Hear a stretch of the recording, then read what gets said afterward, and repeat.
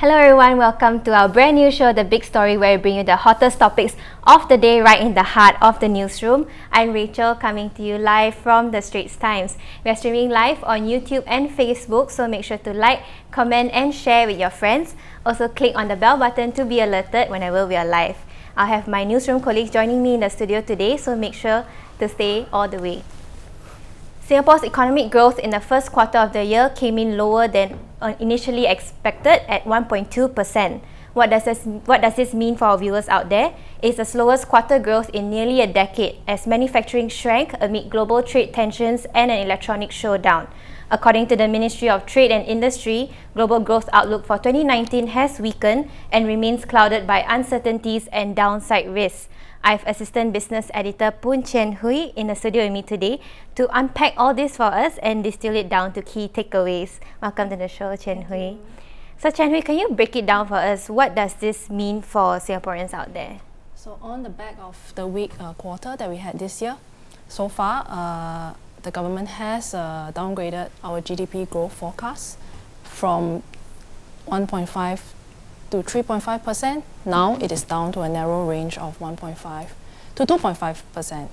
So basically, just going back behind what does the GDP mean for us. So behind the GDP, which is actually the total value of all goods and services produced in Singapore. So it is essentially an overall indicator of the health of our economy. So it means that there will be an impact on our business activity and ultimately, our jobs. And if you break it down into sectors, so for example, there are some unevenness among the different sectors that we have. If you look at manufacturing, in the first quarter, it contracted, but the infocom sector is, looking much better and it expanded by quite a bit.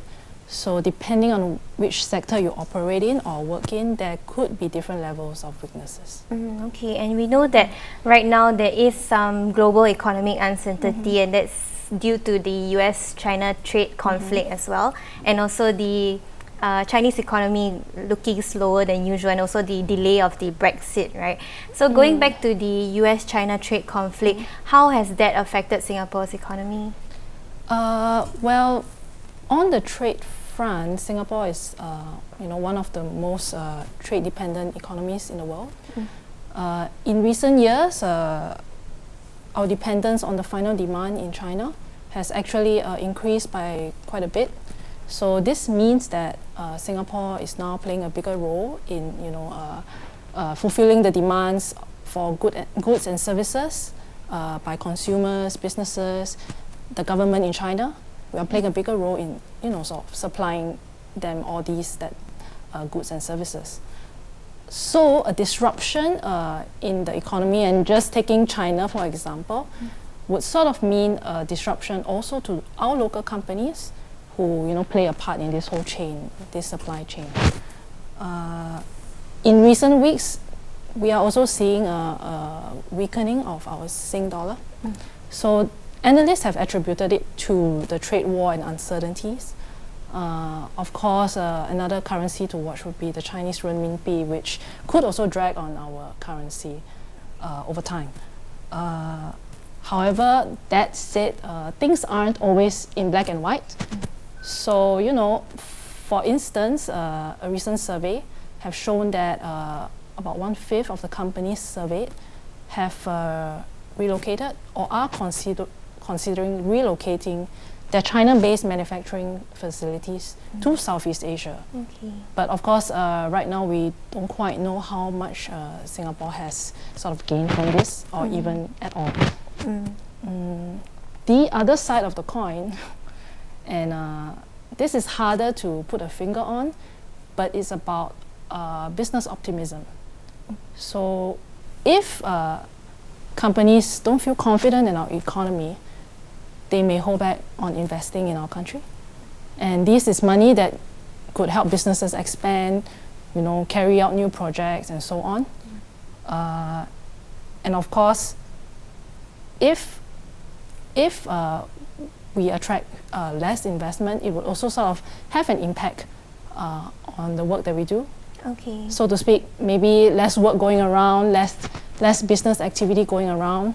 It may sort of have a long trickle-down effect on job creation and our job security as well. Okay. This is sort of what Ministry of Trade and Industry Chan Chun Sing said last week as well, that Singaporeans need to better prepare themselves for the challenges ahead. What do you think Singaporeans can equip themselves with? Well, I guess generally speaking, no matter if you're a business owner or if you're just an employee in a company, you could try to tap on this whole digitalization wave, because technology, it could help to cut costs, and for the individual, it could improve your job prospects.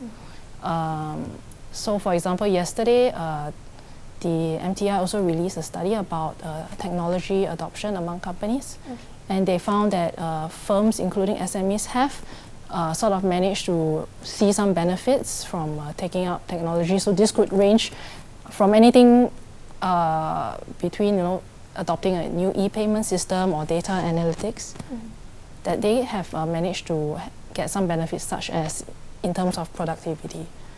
So the other thing that maybe would be more relevant for business owners, so if you run a company, it could be good to learn more about things like how free trade agreements could benefit you and help you expand abroad.